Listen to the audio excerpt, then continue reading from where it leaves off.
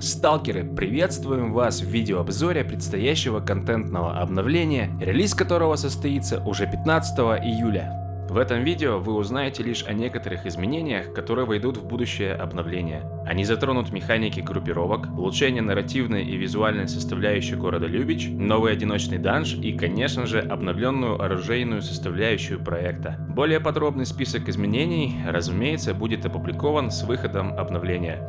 Приятного просмотра!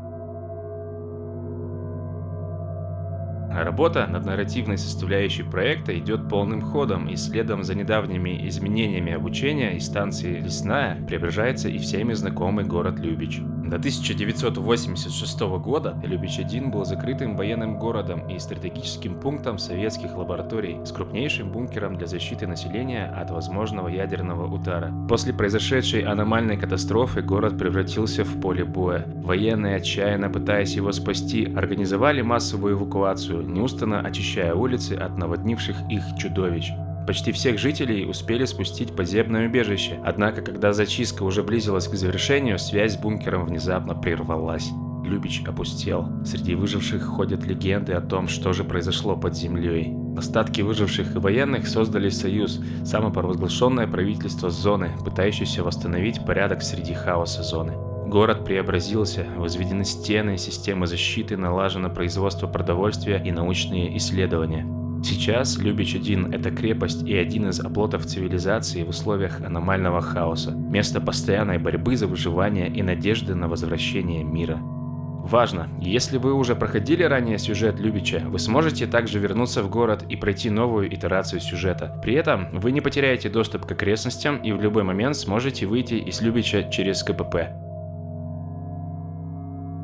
Бомбоубежище, возведенное еще в 70-х годах во время катастрофы, стало укрытием для людей со всего города. Однако во время боев на улицах Любича по неведомым причинам связь с подземной частью населения оборвалась. С возникновением Союза ситуация начала постепенно проясняться, а последствия ликвидироваться. В настоящее время местные техники отправляют на регулярные вылазки сталкеров-добровольцев. Следуя инструкциям техника, им предстоит спуститься в таинственные глубины Любича, где притаилась незримая угроза.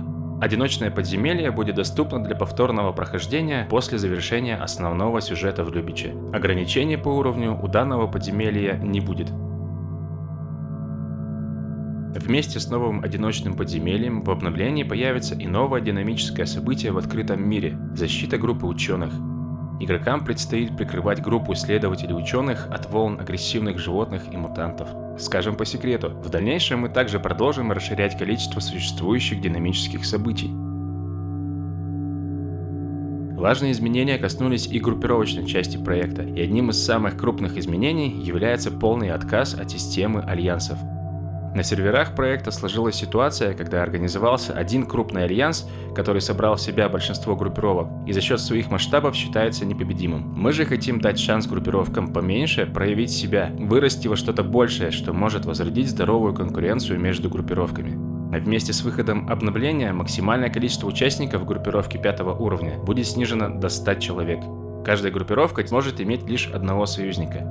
Разумеется, максимальное количество игроков в группировках всех уровней также будет снижено. Отдельным пунктом хочется выделить момент с объявленными войнами. При заключении союза группировки не будут автоматически принимать войны друг друга. Важно! С выходом обновления все вары и союзы будут автоматически сброшены, а у баз и у крипточек сброшены владельцы. Следующим же важным нововведением становится древо навыков для группировок. Навыки группировки открываются и улучшаются главой группировки или его верными помощниками. Основной их особенностью является распространение полезных эффектов на всех членов группировки, если они выполнили определенные условия для их получения. Мы хотим создать общий контент для группировок всех направлений, будь это PvP, PvE или вовсе PvPvE. Уровни навыков будут открываться параллельно уровням самой группировки, что мотивирует развитие и, как следствие, привлечение новых участников. В этом обновлении вместе с системой альянсов мы прощаемся и с системой ежемесячных наград для топ-3 группировок сервера. Вместо нее мы решили ввести общую систему наград, которая будет доступна для всех группировок. По окончанию месяца у регистратора группировок будет открыт диалог, в котором вы сможете получить наградные поставки за набранные очки группировок. В зависимости от вашей ежемесячной активности, а также от уровня самой группировки, ценность наград будет варьироваться. Полный список наград и механика их получения будут объявлены вместе с выходом обновления.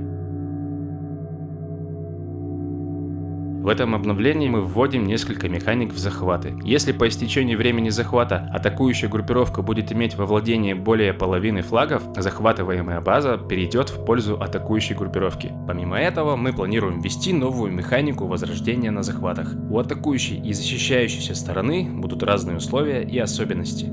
Атакующая сторона. Во время атаки игроки после смерти смогут выбрать точку возрождения через специальное окно с изображением карты захвата. Таких точек несколько, каждая имеет свой лимит на количество возрождений игроков группировки в рамках захвата. На одной и той же точке нельзя возродиться 2 раза подряд, а если у вас не осталось доступных точек возрождения, следующее возрождение будет в последней безопасной зоне, через уже знакомую кнопку в безопасную зону. Защищающаяся сторона. Во время защиты игроки после смерти также смогут выбрать одну из точек возрождения. Точки также имеют лимит возрождения игроков группировки в рамках захвата, однако на них можно возродиться 2 и более раза подряд. Одна из точек возрождения находится в отдельной закрытой комнате для короткого отдыха и зарядки магазинов. Выход из этой комнаты будет осуществляться по нажатию на дверь, которая отправит вас в случайную доступную точку возрождения. Привычное для игроков название донатной базы кануло в лету. Оно звучало громоздко, к тому же могла быть путаница с базами, на которых проводятся захваты. Теперь же они имеют новое название – штаб группировки. Разумеется, мы не ограничились сменой названия и привнесли в них множество изменений, как визуальных, так и функциональных. Важным изменением не только штабов группировок, но и в целом механики зарядки магазинов становится появление у неигровых персонажей возможности их автоматической зарядки. Данная услуга будет доступна у всех оружейников зоны, в том числе и в штабе группировки. Для удобства перемещения в рамках локации в штабе также присутствует НИП-проводник, готовый отправить игрока из штаба в любую креп-точку или базу, принадлежащую вашей или союзной группировке и находящейся на одной локации со штабом группировки. Вот мы и подобрались к такой важной теме, как оружейная составляющая проекта. Не секрет, что ближайшее обновление также затронет многие элементы, связанные со стрельбой, оружейным балансом, баллистикой, защитой игрока и улучшением оружия. Расскажем обо всем поподробнее. Основной мотив изменений стрельбы – это увеличение ТТК, от английского time to kill – время до убийства. Мы хотим, чтобы атакуемый игрок имел больше времени на реакцию и применение ответных действий по отношению к нападающему, но при этом не хотим излишне растягивать время убийства. Если игрок умеет хорошо стрелять, он по-прежнему будет быстро убивать свою цель. Повышение ТТК можно разбить на 2 основных направления. Это изменение защиты игрока и изменение стрельбы. Второе же направление также делится на несколько поменьше, но обо всем по порядку. В обновление попадет 3 основных изменения, связанных с защитой персонажа. Первое – это удаление заброневого урона. Игроки нередко имели плохой опыт от перестрелок, умирая от случайного заброневого попадания. Вторым изменением будет увеличение показателя защиты от пробития у всех бронежилетов, шлемов и настоек чертовка. Теперь даже самая начальная экипировка заметно повысит шансы на выживание. Третьим же изменением будет введение зависимости защиты от пробития от состояния экипировки. При показателе прочности ниже 70% бронежилеты и шлемы постепенно начнут терять в защите. При ремонте же показатель защиты закономерно восстанавливается, поэтому рекомендуем держать ваше снаряжение в надлежащем состоянии.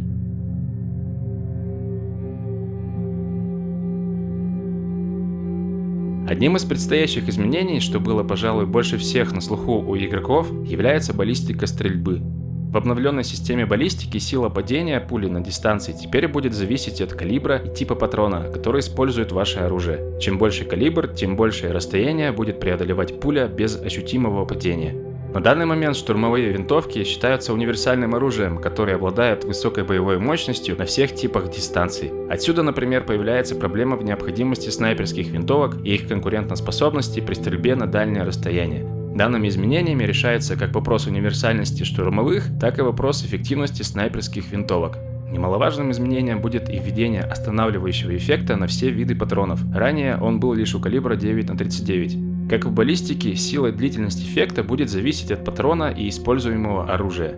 Помимо этого, для повышения эффективности снайперских винтовок мы также повышаем у них множитель урона от расстояния. Тем самым на дальних дистанциях свыше 100-120 метров они будут раскрываться в полной степени. На средних же дистанциях преимущество останется за штурмовыми винтовками. Перечислим все изменения, что связаны с характеристиками оружия. Первое. Мы повышаем прочность всего оружия на 10%. По аналогии с описанными выше баллистикой и останавливающим эффектом, здесь также вводится зависимость от патрона. Например, патроны с вольфрамовым сердечником будут тратить больше прочности за выстрел, нежели простые или бронебойные патроны. Второе. Мы уменьшаем показатель темпа стрельбы практически у всего оружия. Причина изменения заключается все в том же повышении ТТК. Сразу хотим уточнить, у модифицированного оружия темп стрельбы будет уменьшен соразмерно его улучшению, и оно также останется лучшим в плане модификации конкретно этой характеристики. В обновление попадет еще одно удобство для игроков – автоматическая модификация оружия на станках. Теперь игроки смогут улучшать свое оружие в гораздо более удобном формате.